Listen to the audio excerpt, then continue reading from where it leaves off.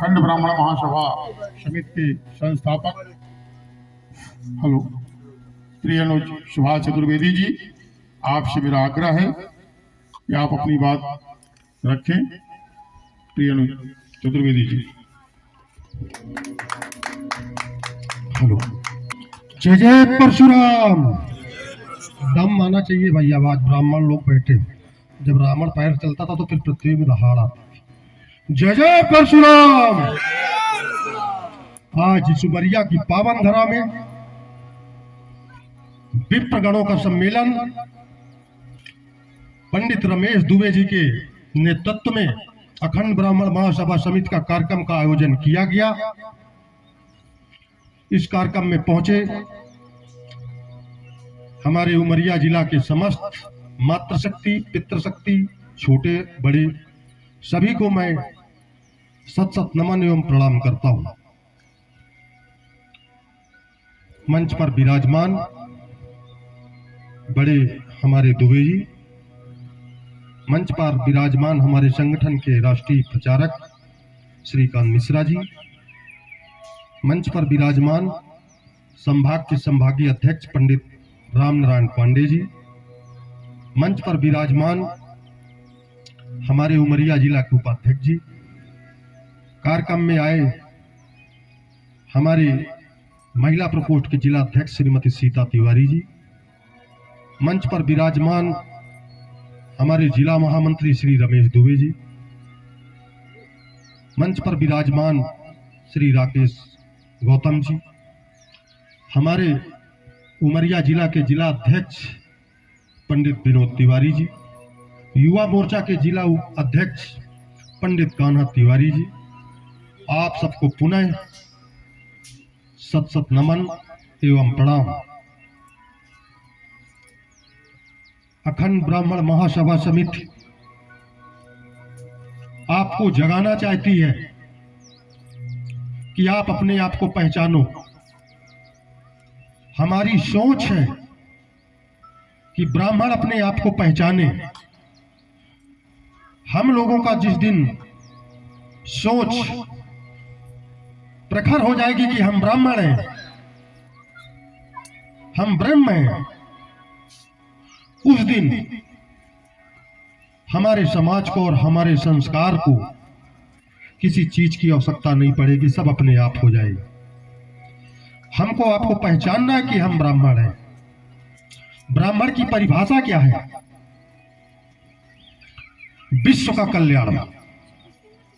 ब्राह्मण वो जीव है जो विश्व की कल्याण की कामना चाहता, चाहे उसके अंदर पाकिस्तान क्यों ना हो, जो रात दिन हमारे देश में गोली चलाता हो।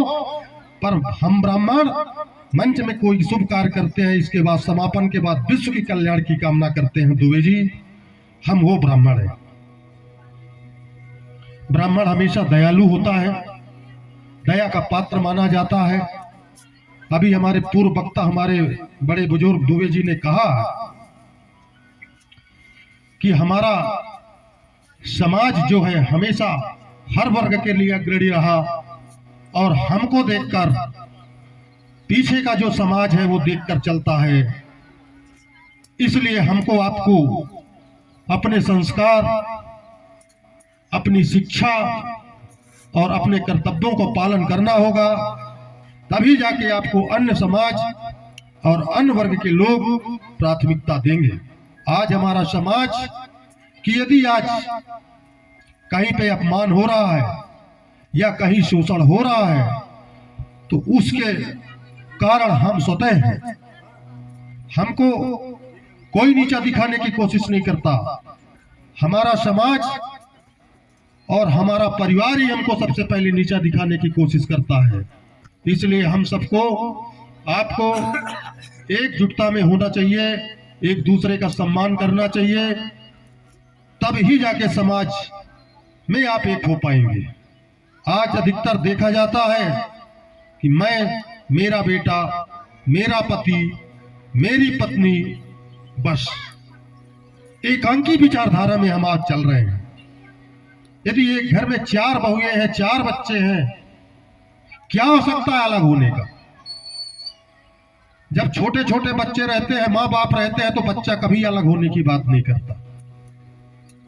मार खाता, डांट खाता है माँ बाप का और साथ में रहता है।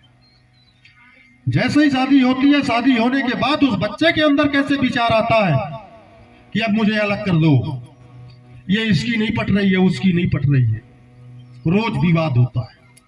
क्यों? ये हम बहनों को भी सोचना पड़ेगा, हमारे जो बहन है, कि जहां सुमति तहां संपत्ति नाना, जहां कुमति तहां विपत्ति निधाना। यदि हम सुमति में नहीं रहेंगे तो बिल्कुल 110% आपके अंदर विपत आएगी, जिसको कोई नहीं रोक सकता। बाबा तुलसीदास जी ने लिखा था हमारे शास्त्रों को, यदि आप झूठा मानेंगे तो आप ही झूठे हो जाएंगे और आपका अच्छा खासा शोषण होगा। हम सभी ब्राह्मण विप्रों से निवेदन करते हैं, समस्त भारत के ब्राह्मणों से भी निवेदन करते हैं कि कम से कम आपके अंदर इतनी संकल्प होनी चाहिए कि मैं ब्राह्मण हूं तो एक दूसरे ब्राह्मण का नुकसान ना करूं। यदि मैं फायदा नहीं कर पा रहा हूं उसका, तो घाटा ना करूं। यदि इतना ही संकल्प यदि उसके अंदर है तो हमारा समाज के अंदर प्रेम और आस्था दोनों बरकरार रहे। आज देश में हमारे समाज को, खासकर ब्राह्मण समाज को, जो प्रथम पायदान का कहने वाली जात है, पर आज चौथे पायदान पर आके बैठी है। 77 साल हो गए भारत सरकार के द्वारा हम लोगों को हमेशा नीचा दिखाने का कोशिश किया गया, जबकि इस देश की संविधान को, इस देश की संवैधानिक चीजों को ब्राह्मणों ने हमेशा अपने सर पे रखा। आज हमारा समाज सरकार के नजरों में बड़ा है। हर व्यक्ति आता है मंच में अपने और ब्राह्मणों को गाली दे के चला जाता है। अब ब्राह्मण ऐसा एक वर्ग है जो बेचारा सबका सुनता हुआ बैठा रहता और सबका सुनता है। और यदि कभी आवा भावा वेश में ब्राह्मणों ने किसी के लिए अब बोल ही दिया तो SC/ST एक्ट का प्रावधान है, जिसके अंदर आपको जेल में खदेड़ते हुए लेके जाएंगे। अब ब्राह्मण के लिए, ब्राह्मण को कोई गाली का नदियां बहा दे, इसके बाद सरकार के पास ऐसी कोई कानून नहीं है कि जिससे ब्राह्मण का रक्षा हो सके। आप संगठन के लिए नहीं, अपनी समाज के रक्षा के लिए इस संगठन से जुड़े, ताकि हम इस समाज को, समाज के हक और अधिकार की लड़ाई के लिए देश में अग्रसर हो सके। आप लोगों के सहायता के बिना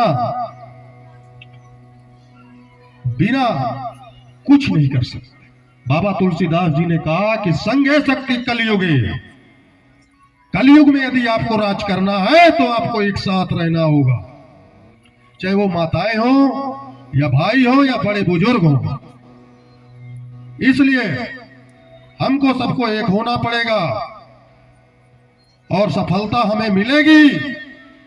मैं भारत सरकार से अपील करूंगा दिल्ली में 2028 में कि यदि ब्राह्मण 3% है, गाली खाता है 3% के नाम से, तो अल्पसंख्यक प्रकोष्ठ ब्राह्मण को देना चाहिए, ना कि मुसलमान को।